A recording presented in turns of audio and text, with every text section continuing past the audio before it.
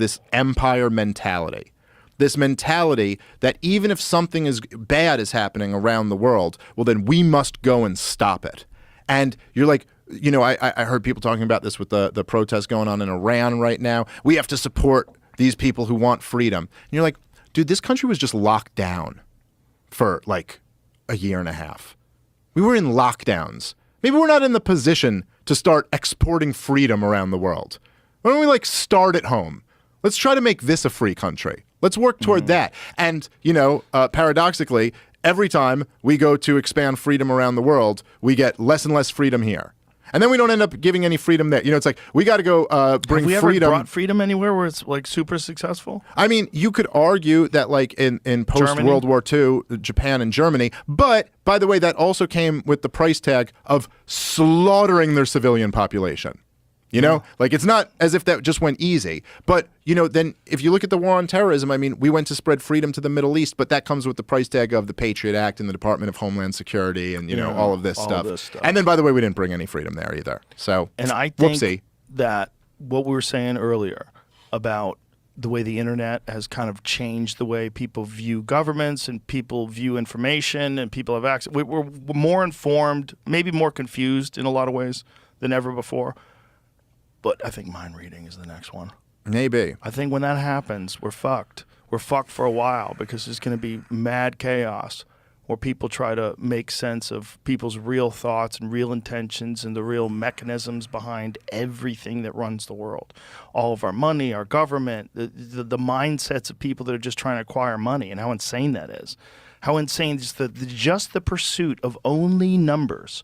That's it. The constant pursuit of numbers and objects. Well, there's also like there's this thing where there's like the pursuit of money is almost like I break it up into like two categories where there's a lot of people pursuing money, but a lot of people are pursuing money like private citizens, you know, like in the marketplace, are like even if they're really trying to pursue money, basically the only way they can get it is like by offering a product to people and see if they want it. Right. It's like, if you want this, if you're willing to buy this, then I can make money off of that. But you only buy it if you think like, well, I would like to have that. I value that. And then there are these people who are connected to the government who are basically in rigged games where they've stacked the deck against regular people where you essentially have to give them money. You don't have a choice. And so like and those people are just like, that's a win-lose relationship, not like a win-win relationship. Yeah. You know what I mean? And I really think the only hope, like I've said this to you before, but I think the only hope for America is some form of liberty. Some form of libertarianism. Like we've just gone way too much in the other direction of like the government having way too much power and running everybody's lives. And the only way to save this thing, to cool off the culture war, to stop drowning the next generation in debt and destroying our currency and all of this stuff is to just like, there's got to be some form of like decentralization, limiting of the power of government, rolling back some of these institutions. And the only way to do that is to get enough people to demand it and then enough powerful people to support that, you know, like get enough like powerful people like on board with this and enough popular support to just like be like, okay, there's real will. The problem is once the game is rigged, it's hard to get people to go back to normal.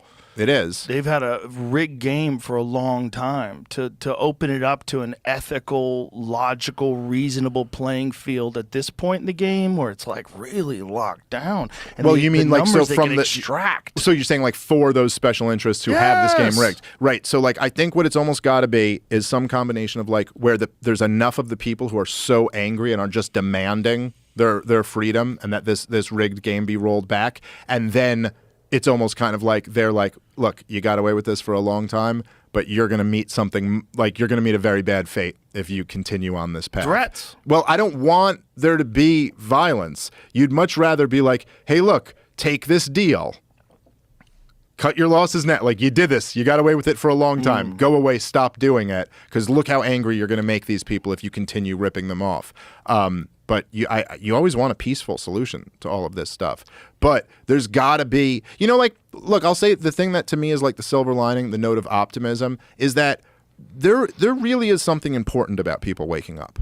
There's a reason why they work so hard to propagandize people. There's a reason why they flipped out on you so much for having just like Dr. Malone and people like that on your show. They're really concerned about that.